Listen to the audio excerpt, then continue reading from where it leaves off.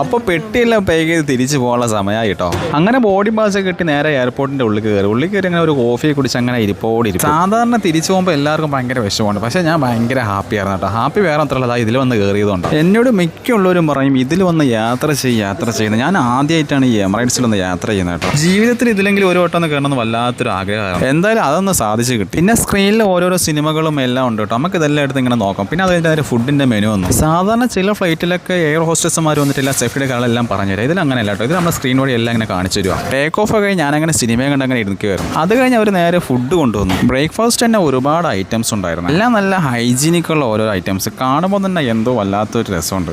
Yoghurt, പായസം, പിന്നെ ഇഡ്ഡലി, അങ്ങനത്തെ ഓരോ ഐറ്റംസ് ആട്ടോ എല്ലാം കൊണ്ടുവന്നേ. ഇതെല്ലാം വന്നിട്ട് ഞാൻ നേരെ കയ്യേക്കാണ് വാഷ്റൂമിൽ പോയി.